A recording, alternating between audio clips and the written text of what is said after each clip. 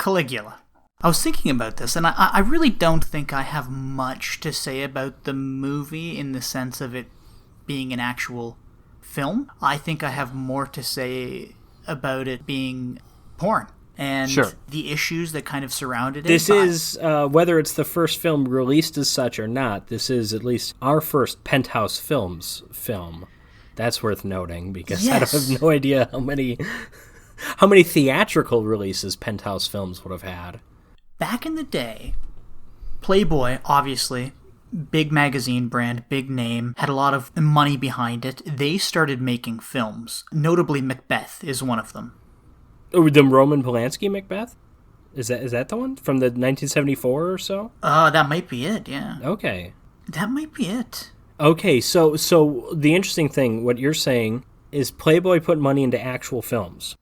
Yeah, and this is what Penthouse was doing, which at one point or another this film was going to be an actual film, or maybe even was an actual film. I have my questions about that. Also, I'm not sure it's the 1974 Macbeth, but I know that Playboy did Macbeth, because we had to watch the Playboy Macbeth movie in high school, because it's actually a very good movie. So, Playboy if it's the Polanski one, I disagree. I was wrong about the year, but this is the Roman Polanski film, 1971. Oh. Okay. I didn't think it's a great version, but with the exception of we got like a bunch of Macbeths like recently, it was probably the most successful and memorable English language Macbeth. Of course, the most famous or the greatest Macbeth film is Throne of Blood by director Akira Kurosawa. But yeah, recently we got some good the Fassbender Macbeth, that was good. I didn't see the Denzel Coen brothers one, but no, but you're right. The Fassbender one was good. So Playboy, going back to Playboy, because you kind of have to understand what was going on with Playboy at the time. Playboy had kind of cornered the market in terms of gentlemen's magazines, and Hugh Hefner was making a hell of a lot of money, and his brand was very famous around the world. By the way, regardless of what you think of Playboy, it's an incredible brand. Like that logo and 100%. everything. They have fantastic branding all around. The mansion, all of it. Yeah. But the idea of the bunny, the if you shoot in the magazine, you're a Playboy bunny. Like everything about that it's like amazing branding. Yeah, and even before that, like, I mean, the bunny was around, but back in the early 60s, I guess, whenever Playboy started, I don't remember when exactly. Sometime in the 50s, because Marilyn Monroe was the first issue, which I think those were famously photos that Marilyn Monroe shot when she was, like, not famous and destitute. Yes, you're right. And then, Hugh Hefner and or some other asshole just scooped up those photos and threw them on a magazine. Yeah. Well, when Hugh Hefner had originally come up with the idea for the magazine, it was supposed to be like a gentleman's magazine, much like GQ or something. And there were like rifle cleaning tips and fishing tips and stories Is that a euphemism? No, swear to God. And, stories about people fly fishing, in Alaska and stuff like that. Well, yeah, there's Brick and I have talked about this. I don't know how much of it made it in the podcast, but like Hunter S. Thompson wrote like articles in Playboy, like legitimate, literature appeared in Playboy. Actual literature appeared in Playboy and poetry and stuff like that. It didn't used to be a joke to say you read Playboy for the articles. It became a joke maybe in the Pam Anderson era. I don't know. Yeah, or even in the late 60s, because by the time Penthouse comes out, Playboy thought that they had cornered the market, you see. But when Penthouse comes out, what's his name? Bob? What's Guccione. Yes, Bob Guccione. The Gooch. He was like, hey, this Playboy thing's cool, but you know what's even cooler? Having women, like, spread their labias on covers and stuff like that, and also taking photos of men with their rock-hard cocks inside of women, and putting that in our books. Is this all before Hustler? Because Hustler's the other one, the other big one. And Hustler's Larry Flint. Yeah, and I think Hustler came out after Penthouse? Okay. Or it might have been the other way around. And both of those are more hardcore than Playboy. Yes. Yeah, because they had to compete with Playboy, and they did. Playboy starts on this kind of decline in the 70s and 80s because you have things like Hustler and Penthouse kind of stealing readership because of all the hardcore pornography in them. But Penthouse said, hey, Hugh Hefner's got a private jet, a mansion, Playboy bunnies, they're known all over the world. He still had the image. Yeah, and the Gooch goes, And they're making movies. The Gooch goes, how am I going to compete with Playboy? Oh, well, I can afford a jet. I have my penthouse, whatever the fuck they were called. What were they called? The penthouse... Penthouse Pets, I believe. That's it. Which Penthouse is a decent Pets. name. And then he's like, but we can also make weird movies with all We this can get money Peter that we O'Toole have. somehow. we can get Sir John Gielgud. Other than Laurence Olivier, the most respected British thespian in the world. We can get him to appear in this porno film somehow. It is crazy. Now, when I first became aware of Caligula, because Caligula is a notorious film. Mm-hmm. It is. I knew it as this like big budget porno that had John Gielgud in it. I don't think I even knew Peter O'Toole was in it. Peter O'Toole's like, oh my god, this is an actor in his prime. He did The Stuntman the next year, which is one of the best performances in film history. He's T.E. Lawrence. I mean, he's one of the greatest actors who's ever lived. We got Malcolm McDowell, who... This is his prime. I mean, this is 8 years after A Clockwork Orange. Yeah. We have Helen Mirren. We have Helen Mirren, who's kind of probably at the start of her fame. I know she's in some movies in, like, the late 60s. I don't think she was a huge, like, international star at any rate, but she's a respected actress at this point. She's done a lot of stage stuff. So I knew it as this, like, porno movie that somehow got these huge actors in it. And I thought that the film lied to the actors about what the movie was. It turns out the film lied to the filmmakers about the movie they were making, although I do have my questions about that because, Jim, I don't know what you know of director Tinto Brass. Not much, other than he's directed various Italian movies. Yeah, his previous film to this is Salon Kitty. I saw which that, which is another one I own on Blu-ray. I haven't seen it yet. Oh my god, what's wrong? It is another notorious film. It is a sexploitation, Nazi-sploitation film. Salon Kitty, I used to think it was just a stupid title. Salon Kitty was a real brothel. I don't remember if it was in Nazi Germany or if it was in Vichy, France. But it was a brothel where, like, Nazi officers would go and hang out. I know nothing of the plot. I know the movie's reputation. And obviously, I've talked about Joe D'Amato. We're yet to cover a Joe D'Amato film. It was in Berlin. Okay. Yeah. We're yet to cover a Joe D'Amato film. We're yet to cover a Bruno Mattei film. But these Italian smut peddlers, if you will, and we have covered Black Emanuele, the first one. These Italian smut peddlers are out there doing this thing. Eagle calling base. It's hot as a horse's ass and fly time here. And I don't like the heat. We're awaiting further instructions. We want to get out of this goddamn valley. Over. Patience is the chief virtue of those who have faith. Mahatma Gandhi, New Delhi, 1946. Up your ass. Lieutenant Mike London, Shit Creek. The year is now. And they're not literally porn, but they're riding that line. But then there's also director Pier Paolo Pasolini, who's like a really, really respected director. His films are shown at Cannes and stuff like this, but he's making lascivious films himself. He did his trilogy of literary-inspired anthology sex comedies. He did a Canterbury Tales, he did a Decameron, and he did an Arabian Nights. And these films, though controversial for their sex, were like respected films, and they're considered classics in their own right. Tinto Brass. I don't know if he's a Pasolini. I don't know if he's a D'Amato. He's one of the two, I would suspect. And I don't think we can judge him off of this film based on what he said. He basically lost complete control of this film once principal photography was done, and he insisted to his dying days that this was not his vision. Yes. So it's going to depend on when I finally pop that Salon Kitty Blu-ray and really before I can pass judgment on him. But I suspect he's more D'Amato than Pasolini, but that's just a guess, though. I suspect, much like many Italian filmmakers, they use... It's very soft core. There's lots of... Oh, yeah. No, there's not hardcore stuff, I don't think. Whereas the Gooch comes in, and the Gooch goes, hey, tits are cool, but you know what's cooler? A movie that we're going to call Caligula, but the alternate title could be called Blowjob the Movie. Because you see dudes sucking off dudes, women sucking off women sucking off midgets, women going down on each other, which I know isn't a blowjob. Yeah, there's an extended all-female scene. There's also what I would call an extended blowjob scene where two women are going down on a dude, and then one of them finishes him off to completion. And well, yeah, and there's the famous orgy scene, which in wide shots, which is all Tinto Brass, there's a lot of nudity, there's sex, it's not actual unsimulated sex, but there's sex. And then in all the close-ups, I'm assuming that's the gooch shot stuff. Yeah, because didn't he go back? He did go back, but filming? here's the thing. I don't think that stuff is that out of place in this movie, is what I'm saying. Is that to me, like, and we're almost getting to the review before we get to the plot here, but first of all, I hated this movie. It's been a long time since I've seen a movie for this podcast that I've hated this much.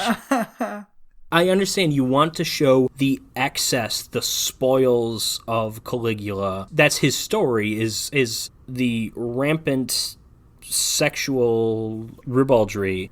Sure, I get it, but like, whether you actually show a real penis in a real person's mouth or not, that is a part of the film that Tinto Brass is shooting. Yeah. And whether, like, I guess what it boils down to is I don't think this film has that much to say. Like, it's hard for me to be like, oh, they did him dirty, because I don't think he was making that great of a film, but maybe I can't really say that because I don't know. I mean, we know some of the stuff that was added. We don't know necessarily what was cut. There is a close to 3-hour version of the film that was released in, like, 2022 that I haven't seen, that you haven't seen, that got the seal of approval from Malcolm McDowell, which is, like... It's like, okay, great, but like, this film wasn't Malcolm McDowell's vision. But at the same time, I mean, he probably is Gore Vidal is dead. He's the writer. All the filmmakers are dead. So like, McDowell is probably the highest up person in the film that's still alive. It's possible he has a decent idea of what Tinto Brass's vision was, but like, he probably shouldn't be the final say of it. Well, and even too, I mean, we have to remember, there was also a different vision before Tinto Brass and the Gooch. There was, as you said, Gore Vidal, but most of that they were saying who's like a famous writer. Homosexual like stuff. Yeah, who was also like a famous... He public didn't call himself intellectual. homosexual, but he called himself bisexual, but I think it was just to get out of the homosexuality label. He spoke a lot about homosexuality. There seemed to be a more, I guess, Greek-style homosexual. Yeah, the famous joke is the Greeks invented sex, the Romans thought to add women. Yeah, yeah, exactly, yeah. But yeah, so I don't think we'll ever fully know what's what and who did what or who came up with what, except we definitely know that the Gooch did the hardcore stuff. Yes, having not seen the nearly 3-hour version, and this version, by the way, is 2 hours, 36 minutes, but having not seen the I think they call it the ultimate cut. Having not seen that version, I mean, when did Tinto Brass die? Like, I'm not sure how official that should be viewed. I mean, it's probably a more accurate version to his vision than this was, but he died in... Oh, shit, he's still alive. Never mind. Why, he's 91. Why did Malcolm McDowell? Why was Malcolm McDowell peddling that version around? Why isn't he? Because I'm sure Brass just wants nothing to do with it.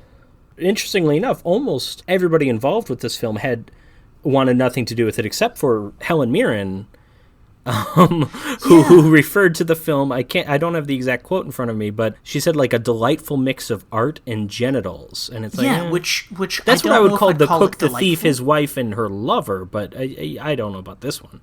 I think also too, what's interesting is that they had originally approached Orson Welles. To play Tiberius. Orson Welles was going to be Tiberius, who ends up being Peter O'Toole. Which I think Peter O'Toole did it a million times better than Orson Welles could have done anyways. Well, that's I want to say something about the performances here. Malcolm McDowell, all-time scenery chewer. Mm-hmm. It's not a genuinely great performance, but he is very fun to watch because he is almost always at 11. Mm-hmm. But when we see Peter O'Toole, and Peter O'Toole is a relatively small role, when Peter O'Toole yells, that is like, oh my God, this is how you yell. He is so amazing. He is also chewing the scenery. He is not giving this like a genuine T.E. Lawrence performance, but I found him so fun to watch in the, 3 scenes that he's in or whatever. He was great. McDowell's good. O'Toole was like, man, this guy's just the best. There's a reason Peter O'Toole is Peter O'Toole. Yeah, and I mean, he's drunk, I'm sure, when he's shooting this, and yeah, he's great. John Gielgud, a.k.a. Mr. Magoo, he doesn't really show a lot of emotion, and he was given the script, and he's like, no, I don't want to do it, it's pornographic. And here's where it's important to distinguish. You have what's pornographic to British thespian John Gielgud. He's not necessarily thinking the gooch is coming in and shooting hardcore stuff. He's just saying this is pornographic. The way, speaking of Malcolm McDowell, the way A Clockwork Orange would have been considered pornographic in 1971. Mm-hmm. I think that's what Gielgud's thinking. He's not thinking it's literally going to be porn. But that's what it ended up being. And also, like, he said he wasn't doing it. And then they're like, okay, we'll just give you a smaller role. And he's like, okay. And he was like, okay. Yeah, I don't know what role he was going to be before, maybe Tiberius. Longinus? It was Tiberius also? Yeah. Okay. You know what's interesting, actually? So, to actually skip ahead into the movie here for a second, when Gielgud dies, I think his character's name is Nerva. Yes. When he commits suicide, and he's laying there in this beautiful, like, marble and glass tub, he's going on about how he's too old to deal with these things anymore, and the rotten senators. And he's been denying the truth of who Tiberius is all these years, because Tiberius is his friend, but meanwhile he's had like family members murdered and all this stuff. Yeah. And then he's also like, and I don't want to be around to serve Caligula, who is going to eventually kill me, I'm sure. But then there's a couple lines where he kind of repeats himself, where he says, I'm too old for any of this, I just don't want to be a part of it. And you're like... And you think that's not scripted? That's exactly it. I think he's sitting there and he's like, I hate this. he bounced back. He's up for an Oscar in Arthur a few years later. I think he was a relatively small role in the movie Gandhi.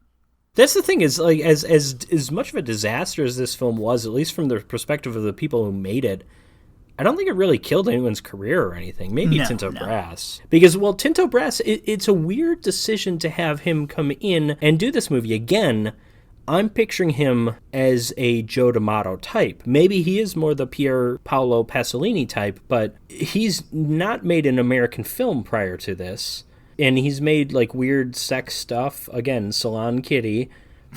And then he comes in and does this. Like, this movie is trying to be Ben-Hur, but with rampant sex. And it's weird to get I know Italy was doing the sword and sandal thing, but it's just weird to not get someone from Hollywood to do this movie. I know it's an Italian-American production. I wonder why he was the choice. I think it's because everybody else was turning him down, honestly. I think they did approach 2 American directors, and they turned the film down based on the pornographic content. Which, again, like, if you're the director, you control... I mean, this, obviously, it didn't end up being the case, apparently, but, like... Because Gore Vidal's script...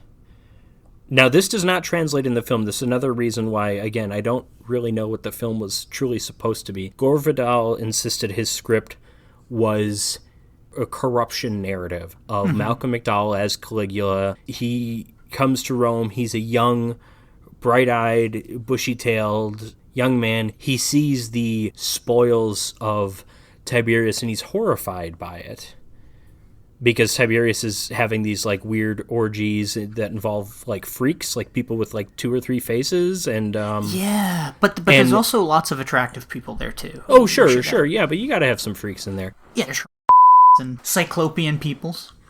Yeah, and his reaction is supposed to be he's horrified by it, but then as he has power, he, like, is corrupted by that. First of all, if his emotion is supposed to be horror when he sees that, does not translate. No. Secondly, maybe I'm just going to say I have the problem with this story, but this story's message, again, Gore Vidal, it's supposed to be absolute power corrupts absolutely.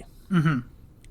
Which, to me, is not generally a relatable human story, because who among us has absolute power? Who among us has any power? No, but you know what, though? I teach high school English. What power do I have? Like, how is this story going to mean anything to me? And the thing is, it doesn't mean anything unless you have humanity in it, and I don't think this film has humanity in it. No, exactly. So this is where I'm going to push back on what you said there about it being a relatable story.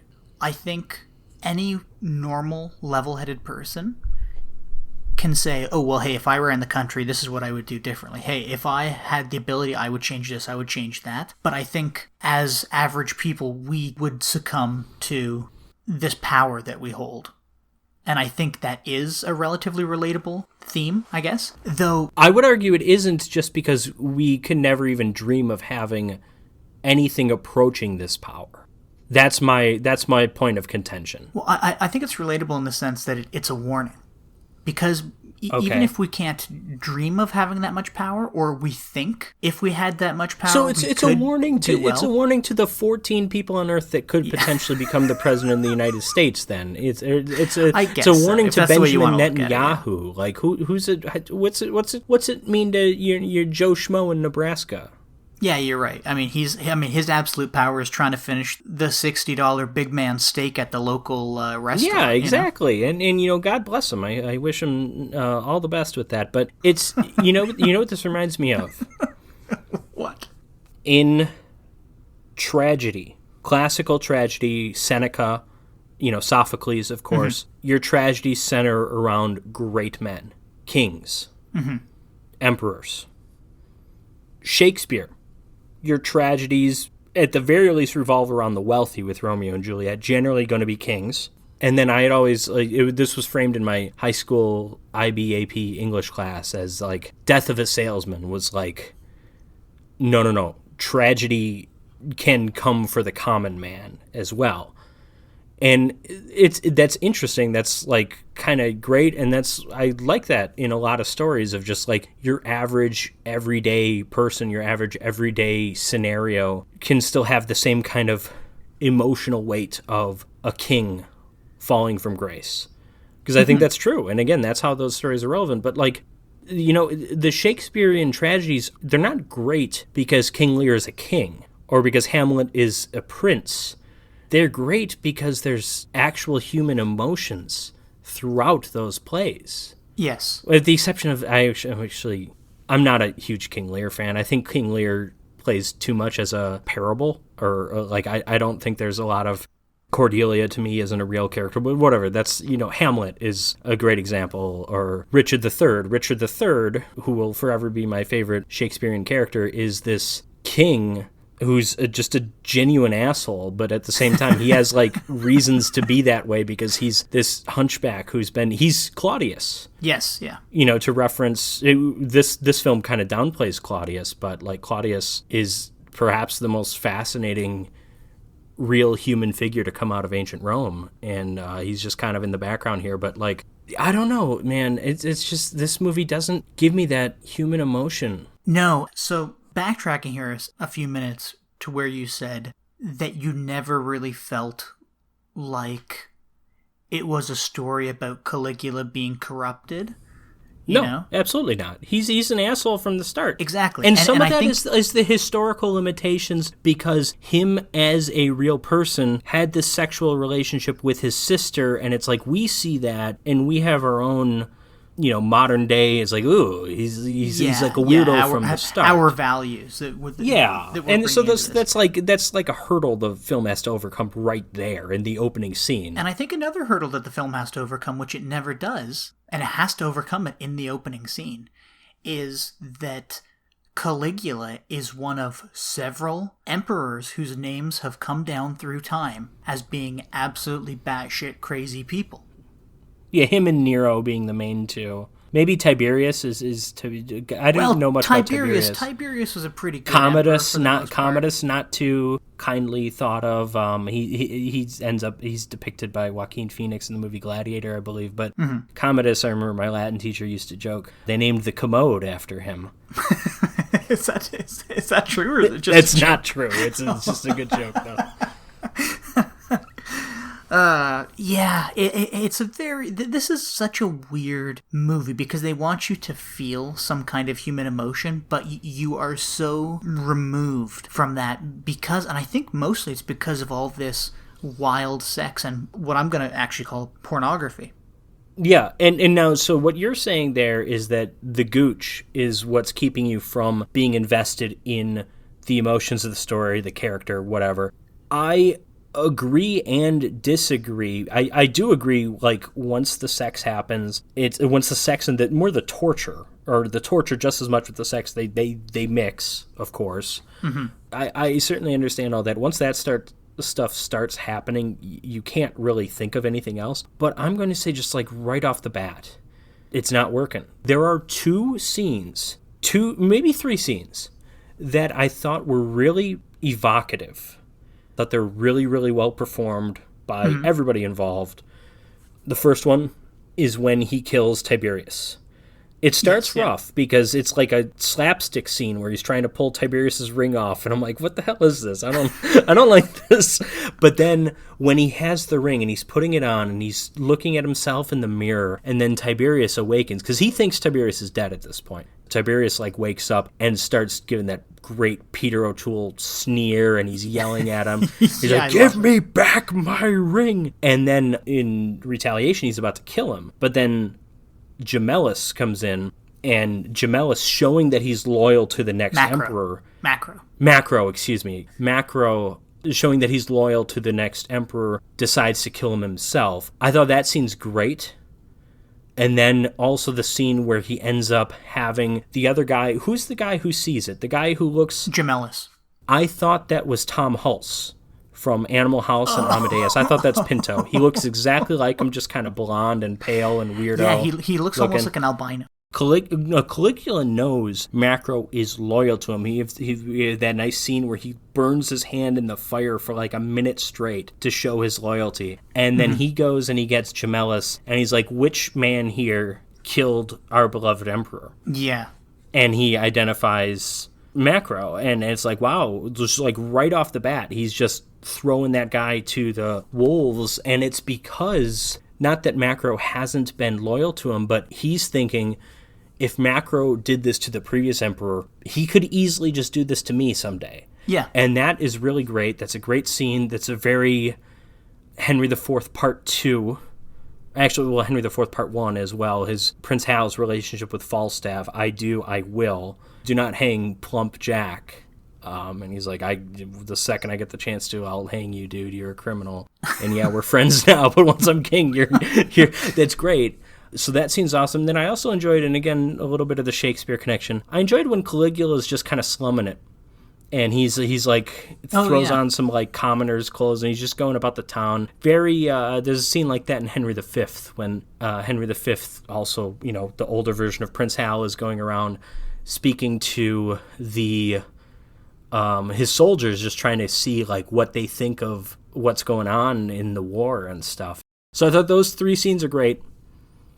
Everything else, take it or leave it. I mean, some of the scenes of Caligula doing horrific things evoke that horror that they're trying to, like when he rapes both woman and man on their wedding night. Yeah, that's horrific. I mean, should we even get into the plot of this movie, or should we just talk about it? I mean, listen, it's a biopic about Caligula. He takes power, and he's evil, and he also famously declared war on the sea, which you kind of see. Yeah, when there's like kind of a comedy scene with the invasion of Britain. Yeah, but they're just like a couple hundred miles from Rome, like they're nowhere near Britain.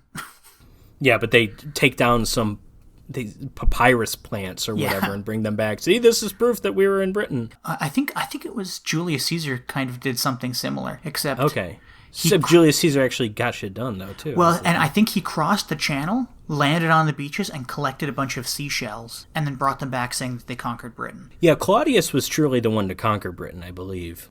Londinium 43 to 50 AD is when it was founded. That would be Claudius era. Caligula is like late 30s, early 40s AD. Yeah, 41 is when Caligula. Yeah, so Londinium is going to be founded under Claudius then. Okay, so. Oh shit! What was I going to say about this movie? I don't know. Well, I guess we got to talk a little bit about Helen Mirren. I mean, Dame Helen Mirren. She's gorgeous. She's gorgeous. She has the worst 1979. fake pregnant belly I've ever seen. It Oh, looks yes. like plastic. It reminds me of like a little toy Viking shield or something. It looks terrible. Well, she also has the worst birthing vagina I've seen. It's awful. Well, clearly you haven't seen Tristram Shandy, a cock and bull story in which an adult Steve Coogan is floating around in like a 10-foot tall womb. That might be the best comedy of the 21st century, other than Sideways, of course. But Drusilla, Teresa Ann Savoy, who looked very familiar. I know she was a British actress. She made a number of Italian movies, didn't make a ton of them. And she was a penthouse pet, wasn't she? Maybe. She was not the original choice. The original choice for Drusilla also had objections to the quote-unquote pornographic nature. And again, we're talking Tinto Brass pornography, not Guccione pornography. But she apparently started sewing her open tunic so that to hide like some of the nudity because there's a lot of just like, it's not even nudity. It's just like, it's clothed nudity. It's just like the tunics are very open. It reminds me a lot of Greco-Roman sculpture. You know, it just seems to be things are hanging out. It's like the nudity just happens. It's Yes. not like, yeah.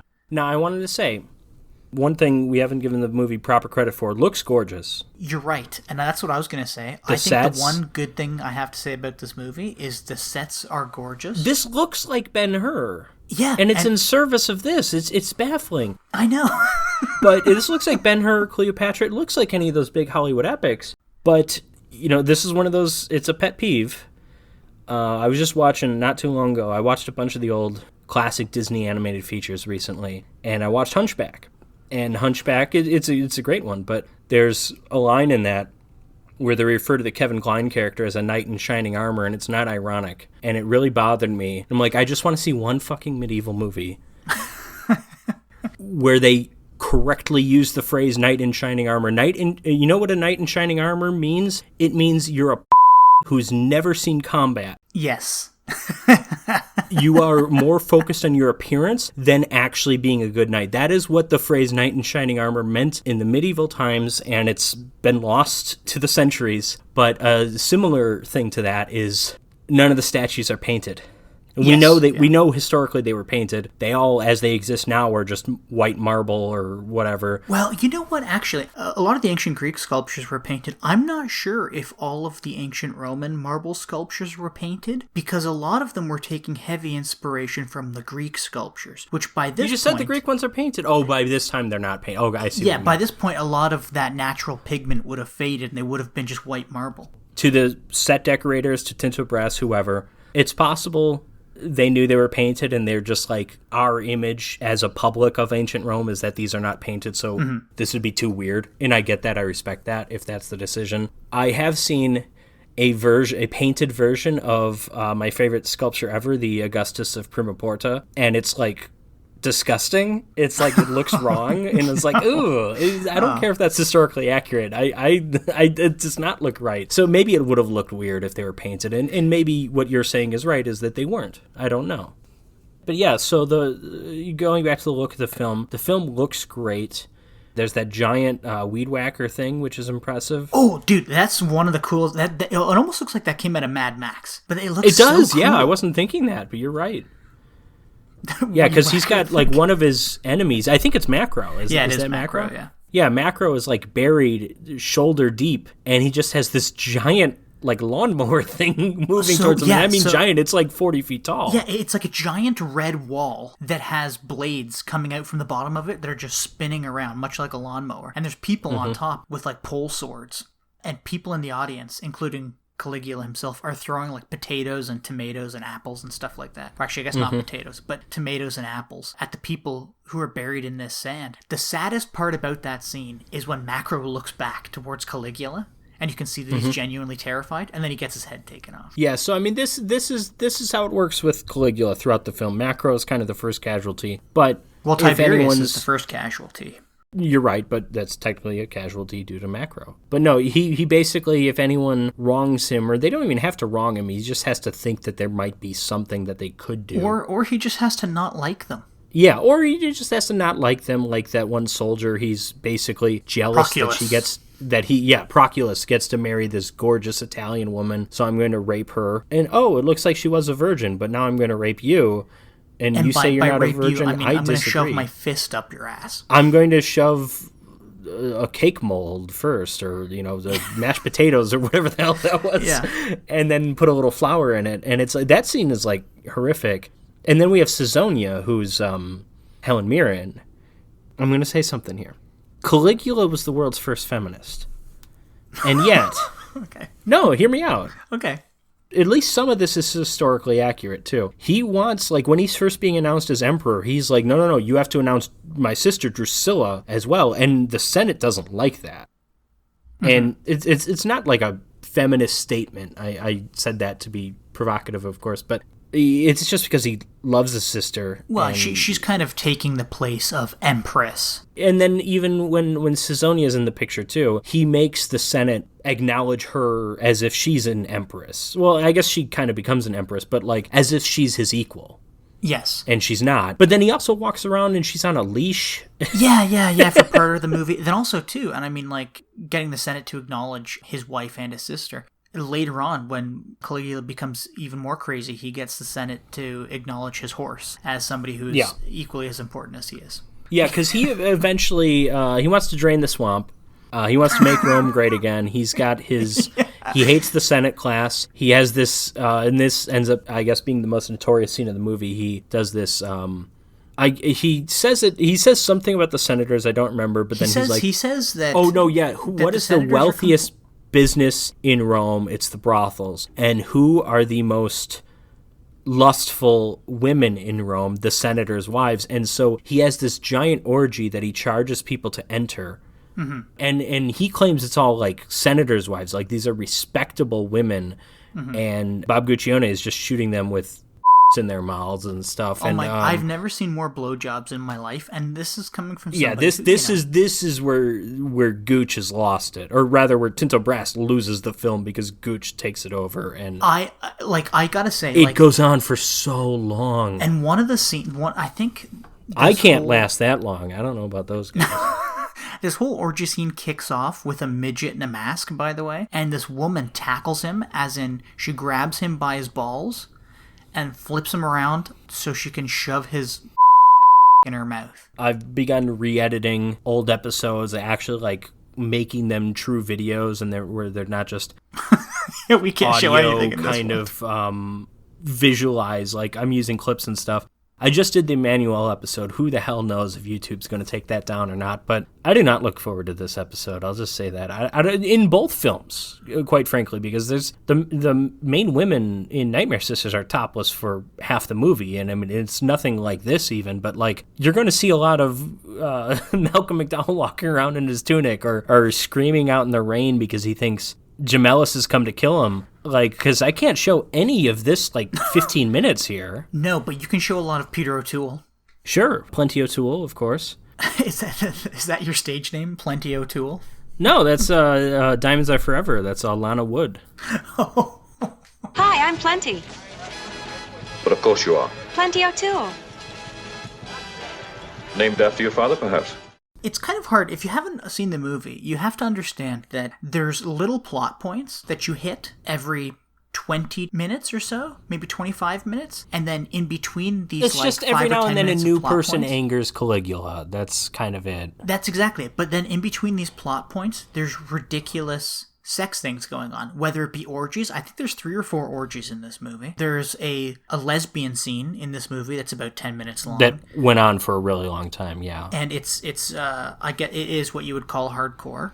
And who is that supposed to be? Was that supposed to be? Just two random I thought it was women. supposed... I know it wasn't, but I thought that was supposed to be Caesonia and Drusilla, because it's like, it's right after the scene of Caligula crying out in the rain and being calmed down by those two. Yeah, but he's having sex with whatever. The two of them, and then these two women see him having sex with the two of them. Anyways, yeah. I would say one of the most interesting shots, one of the most interesting surprises in the movie was when Caligula goes to see Macro's wife, who he plans on marrying, or who she plans on marrying him. He walks into the room, and Macro's wife is kind of on this reclined thing. She's in this reclined position. Yeah. And there's men jerking off. And you're getting close-ups of men jerking off into cups and jizzing in these cups and then wiping their cum on her. And then at this point in the movie, you're kind of like, what am I watching exactly? And I'm not going to say like I'm offended by it or anything, because we've all watched porn. You know what I mean? You see the same thing in porn. Or David Dakota films. Yeah. Who's to say which is worse? Exactly. Quite frankly, there's a lot of porn that's better shot than Nightmare Sisters. Most, absolutely. I dare say. There's a lot of porn Nightmare that's better Sisters is nothing too. but just flat shots. It's just terrible. But it's just so upsetting with Caligula, because you have the beautiful costumes and these gorgeous over-the-top sets. The sets, yeah. Which, by the way, I want to point out, maybe you can find a photo of this. My favorite set is that red marble room where Nerva commits suicide. Yeah, that's where Nerva kills himself. That's my favorite set. But yeah, like so you have this movie with I think we can get a few sets. frames without nudity of that scene for the YouTube version, I think. Yeah. So you have these beautiful sets, beautiful costumes. You have actually a lot of good actors who are, maybe not doing the best job, but they're good. Except for Peter O'Toole. Peter O'Toole's phoning it in, but he's still a professional. He's still like, yeah. And then you have these gorgeous shots of like people in Roman armor, and they're recreating shots of the Praetorian Guard, and part of it you actually feel like you're in ancient Rome. But then lots of these awful sex scenes happen, like men into cups, Caligula raping a woman and then raping her husband, or... Which is worth noting, because that's, of the scenes we're talking about, that's the one that's not hardcore. Yeah, but it's disturbing. It's but very it's not... disturbing. Well, and then what's equally as disturbing is what happens to Proculus later, where Caligula just absolutely hates him, and he strings him up from the ceiling, and then they torture him, and then after he's dead, this woman starts / all over him. Like, just weird shit like that happens, and you're like, why am I watching this? Because there's really not much of a story going on. because the goddamn random number generator. I know, thank you, Patrick. But because the whole story, like, there really is no story. The story is that Caligula's crazy, he wanted power, he took it by force, and now he's paranoid that everybody's out to get him or kill him or remove him from power. And the whole movie is about him trying to... Well, the whole movie is about him going crazier and crazier until the end, where he gets killed. Yeah. And Claudius becomes the emperor. But like by the time they kill him, you feel nothing. No. And I don't know what you're supposed to feel in that scene. I don't know, because it doesn't work, because he comes off as crazy pretty early on. The second he kills Macro, the second he has Gemellus identify Macro, and he's putting Gemellus on the spot, and he's like, identify the killer, and Gemellus is like, am I supposed to say what I really saw? Yeah. And then like they do the close up of Malcolm McDowell, and he just like, and he's throwing his eyes over. He just like, come on, right there. And the second he does that, it's like, okay, he's gone, he's evil. There's no fall from the fall from grace has already happened, and now it's just like we're reveling in it, and it's just it's not an enjoyable film to watch. And again, going back to, I understand Guccione threw in that lesbian scene. I understand Guccione made that orgy a lot more explicit than it ever was supposed to be, but I don't think Tinto Brass's film has anything to say. No, I don't think totally Guccione ruined the movie, is what I'm saying. I think, and weirdly, I think the Guccione scenes, maybe not that lesbian one, but I think the explicit stuff in the orgy was fitting compared to the rest of the film. So, Patrick, I totally agree with you. Because the violence is just as shocking as the sex. That's exactly something we haven't really stressed. And I want you to know, I agree with you, and I think if the hardcore stuff didn't exist in this film, then it would not be a noteworthy film. We probably wouldn't be talking about it. We'd be like, oh. And also, I'm sure it would be an hour shorter. You know? Yeah, that wouldn't hurt this film. I know this has, the look, and it doesn't really have the feel, but it has the look of a Ben-Hur type film. But like, just because you have those sets, and just because your actors wear sandals, you don't have to make a 2.5 hour movie. Well, especially when most of it is sex. Because we understand, we as the audience understand that Caligula's crazy. He throws these wild parties. People in Rome were also possibly a little crazy and were throwing sex parties and just banging each other all the time. We as the audience understand that. We don't need a new orgy scene every 15 minutes. Oh God, we don't. Yeah, the one orgy's enough. I mean, now, and the only interesting scenes in the movie are like everything with Peter O'Toole because he's because he's a great actor. He's he's on half speed. Yeah, and he's still leaving an impression. Yeah. Also, the makeup on him. Oh yeah, is amazing. I don't know if he's supposed to have like leprosy or something. I think it's like syphilis or VD or something. It looks like amazing, and it's like everything about like Peter O'Toole's look. I'm like, I had to look up like how old is he because he can't be that old, but it's like he looks like ancient. It reminds me of like the Max von Sydow makeup in The Exorcist, where you just forget you're watching like a middle-aged man. You think you're watching an 80-year-old. I thought you were gonna say the in Strange Brew of the Teeth. Yeah. Yes. Have you come to the Elsinore Brewery? You're not getting out of here alive. But I want to draw attention to something too, is like that this film does something that we're criticizing it for, and yet one of the most acclaimed television series of the 21st century did the exact same thing and got praised for it. Just the random sex in the background during like exposition scenes, that was a hallmark of Game of Thrones. And now obviously Game of Thrones is never as explicit as this is, but are we all just more accepting in 2011 when Game of Thrones airs, or is Game of Thrones done better? What's your diagnosis here? So first off, I gotta say, I only ever saw because my feeling is Game of Thrones was always at least a little bit overrated. Quality show, the first 4 seasons, but it was never on that Breaking Bad, Sopranos, Columbo level. You know, it's a quality. But sorry, go on. Yeah, I only ever saw the first season of Game of Thrones. I didn't really care to watch the rest of it. Yeah, and honestly, when Sean Bean was killed, I was like, okay, I'm done now. I don't need to watch the rest.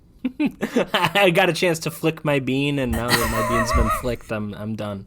I feel the same way that you do in terms of the show. I think it was overrated, which is why I never sought out the rest of it. It was never the best thing in the world. And I personally think all of the sex in the show was unnecessary.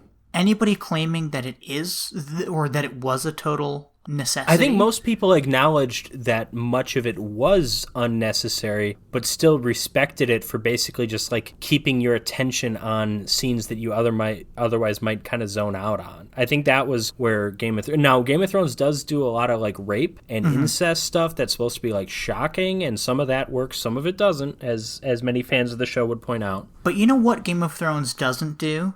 Doesn't have Peter O'Toole. It does have Max von Sydow. Eventually.